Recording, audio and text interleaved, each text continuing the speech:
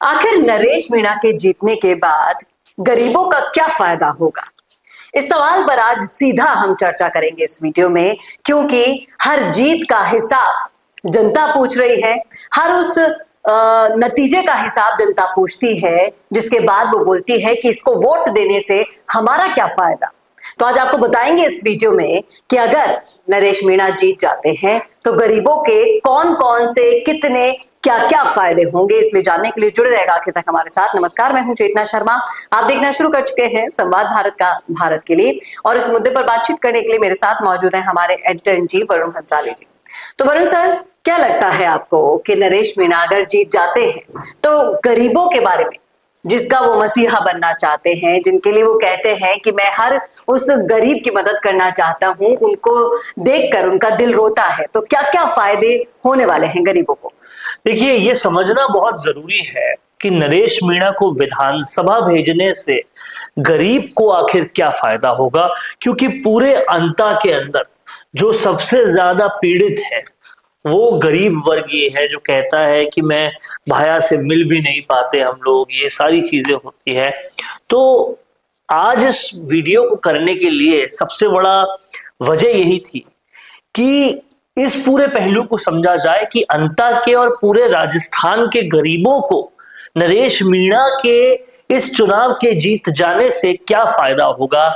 इसको समझना इसलिए भी जरूरी है क्योंकि नरेश मीणा ने खुद ही इस बात पे कंफ्यूजन पैदा किया है कि फायदा होगा भी या नहीं। ये कंफ्यूजन भी क्यों पैदा हुआ है ये भी आपको बताएंगे, और नरेश मीणा के विधानसभा पहुंचने से गरीब क्या सच में गणेश बनेगा ये भी आपको समझाएंगे। इसलिए इस वीडियो के आखिर तक बने रहिएगा। देखिए, सबसे पहले जो समझने वाली चीज है उसको देखते हैं, समझते हैं और जानते हैं। पहले मैं चाहूंगा कि इसके बोर्ड को मैं यहां से लॉक करूं और मैं आपको यहां से समझाता हूं। देखिए, सबसे पहले समरावता हुआ।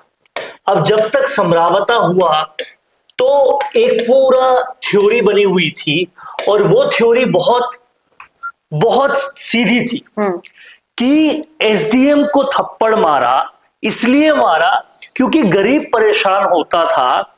समरावता का जो इलाका है वो दूर, कहीं ना कहीं दूर की उससे बना हुआ था, और वहां उसके काम के लिए दूर जाना पड़ता था, तो उसको भी पास की उस पर लेना था। तो वहां गरीब के लिए काम किया, और गरीब जो था वो उससे पूरी तरह से बेनिफिटेड होता था। इसलिए ये नजर आता था कि नरेश मीणा गरीब के लिए उन्होंने स्टेप उठाया, एसडीएम को थप्पड़ मारा और गरीब के लिए ही जेल चले गए। इसके बाद झालावाड़ में जो बच्चे कहीं ना कहीं स्कूल के गिरने की वजह से जिन बच्चों की डेथ हो गई, वो सारे बच्चे जो थे वो गरीब थे, और गरीब के साथ साथ वो सारे बच्चे आदिवासी भी थे। उनके पीड़ा में अगर कोई सबसे ज्यादा खड़ा रहा तो नरेश मीणा खड़ा रहा। इसलिए ऐसा लगता है कि नरेश मीणा विधानसभा जाएंगे तो गरीब के लिए कुछ कर जाएंगे, क्योंकि समरावता और झालावाड़ दोनों ही मामलों में न सिर्फ गरीबों के लिए आवाज उठाई बल्कि वो जेल पर भी गए। यहां तक कोई कंफ्यूजन नहीं था, कोई दिक्कत नहीं थी। उसके आगे और बढ़ते हैं और फिर देखते हैं। अब मारते हैं नरेश मीणा अपने ही कार्यकर्ताओं को थप्पड़, और वो कार्यकर्ता भी गरीब था। समझने वाली बात यह है कि जब आपके पास पावर है ही नहीं, अभी तो लोकप्रियता बढ़नी थोड़ी थोड़ी शुरू हुई, और आपने अपने कार्यकर्ता को ना सिर्फ थप्पड़, लात, घूसे और आवेश में होकर न जाने वो कहते भी क्या है। माफ कीजिएगा, यहाँ पर देखिए नरेश मीणा के फैंस बुरा मान जाते हैं बहुत जल्दी, बहुत ज्यादा भावुक है वो। नरेश मीणा अच्छे इंसान है, आप भावुक भले ही हो, आप भावुक भले ही हो, लेकिन सच्चाई को समझना बहुत जरूरी है। और यहाँ हम विश्लेषण सच्चाई का कर रहे हैं। गरीब केवल वो नहीं है जो नरेश मीणा की मीटिंगों में आता है, जो वोट देने जा रहा है वो गरीब तबका बहुत बड़ा है, उसके दिमाग में बहुत कुछ चल रहा है। बहुत सारे लोगों से हमने बात की है और उस बिना पर हम आपको ये सारी बातें बता रहे हैं। समरावता में जो कुछ भी हुआ था उसके बाद नरेश मीणा की इमेज पर बहुत बड़ा सवाल भी खड़ा हुआ था। थप्पड़ मारने वाले के लिए एक साइड तो वो दो तबके बढ़ गए थे, एक पक्ष में था एक विपक्ष में था, लेकिन इसको सुधारने की कोशिश इन्होंने झालावाड़ वाले मुद्दे से जाहिर की तौर पर। और उसका इम्पैक्ट पड़ा। लोगों ने सवाल पूछा, जब आप और हम अद्दा गए थे, लोगों ने सवाल पूछा कि हम आदिवासियों के लिए अगर कोई भूखा रहा 15 दिन तो वो नरेश मीणा रहा। वाकई में नरेश मीणा बहुत भावुक इंसान है और इस भावुकता में वो इस कदर फैसले ले लेते हैं कि वो अपने टेम्परामेंट पर काबू नहीं रख पाते। इसके बाद और आगे बढ़ते हैं, यहां तक उन्होंने कार्यकर्ताओं को थप्पड़ मारी थी। उसके आगे जब वो गली गली मीटिंगें ले रहे थे प्रचार के दौरान और उन मीटिंगों में किसी ने कोई सवाल पूछ लिया और उस पर भी वो गाली गलौज पर आए, वो चीजें भी, वो गाली गलौज भी पूरी तरह से सबने देखी।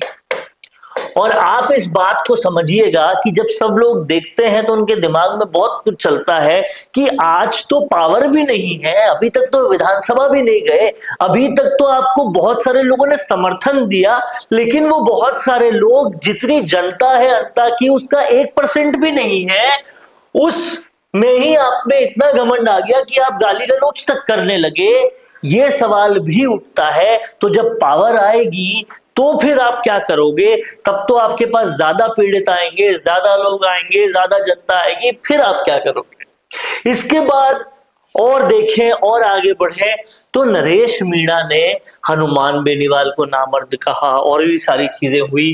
तो कहीं ना कहीं लोग आज इस कंफ्यूजन में है कि ये नरेश मीणा वो समरावता वाला, वो झालावाड़ वाला नरेश मीणा है जो गरीब के लिए अधिकारियों से लड़ सकता है पर गरीब को कुछ नहीं करेगा, या फिर वो वाला है जो एक गरीब कार्यकर्ताओं को मारता है, सवाल पूछने वालों को गाली गलौज करता है। कौन सा नरेश मीणा सही है? और एक सवाल और यहाँ ये है कि क्या ये नरेश मीणा जो हम बता रहे हैं वो विधायक बनने के बाद बदल जाएगा?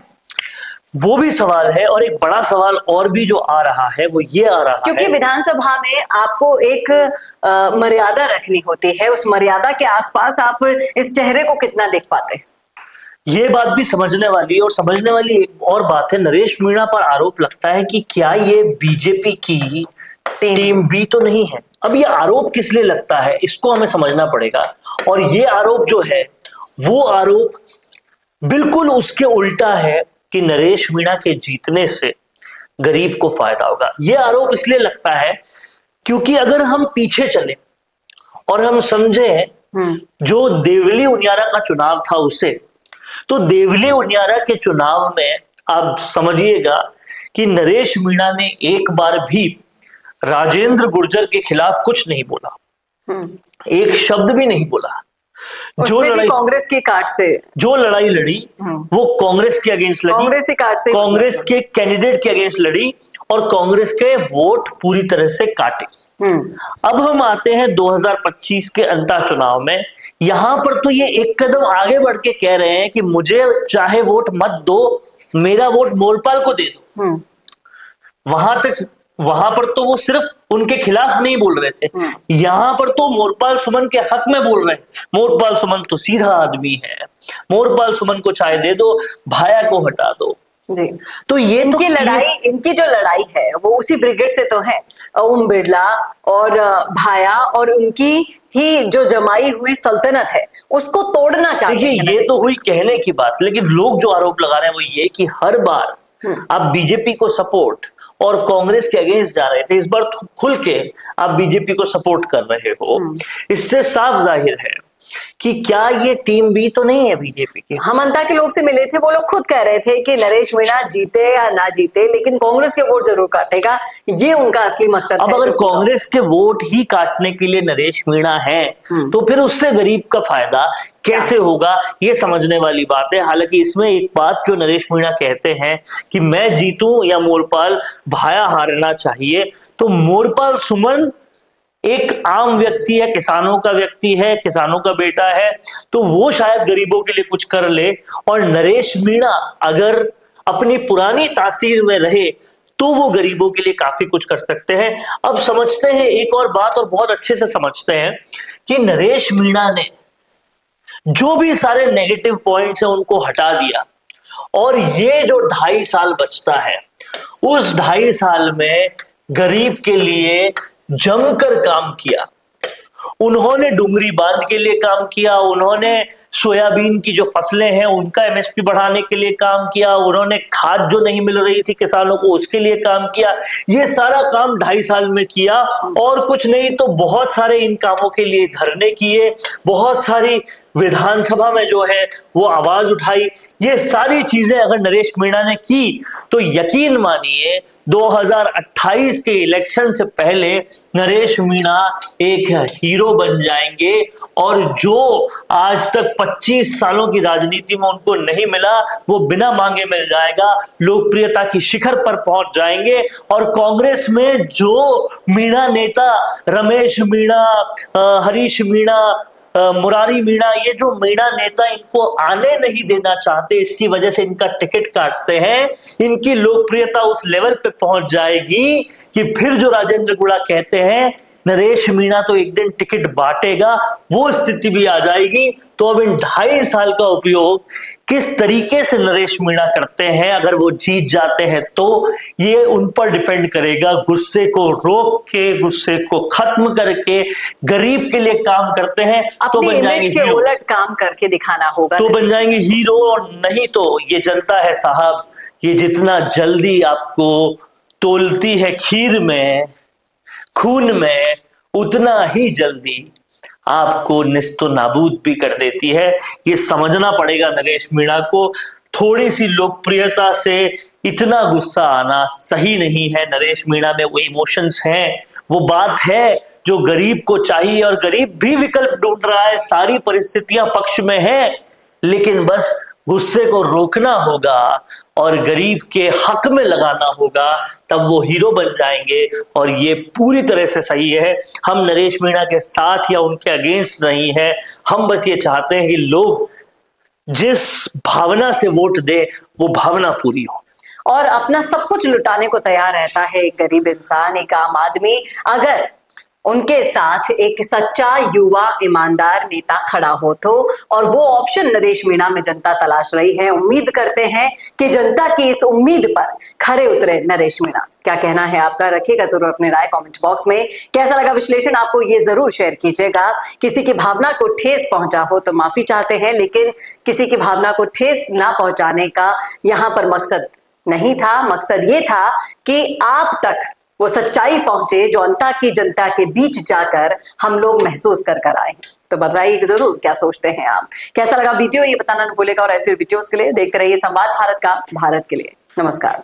अगर आप बनना चाहते हैं पॉलिटिशियन, लेकिन पब्लिक स्पीकिंग और अपने विचारों को व्यक्त करना चुनौती लगता है, या कैमरे और पब्लिक के सामने किसी तरह से बोल पाए इसमें मुश्किल होती है, तो मिशी मीडिया सॉल्यूशंस लेकर आया है पॉलिटिकल कंसल्टेंसी कैंपेन, जिसमें वरिष्ठ जर्नलिस्ट और पॉलिटिकल एनालिस्ट की एक्सपीरियंस्ड टीम आपको मदद करेगी, जिससे आपकी आवाज और भी बुलंद हो जाएगी।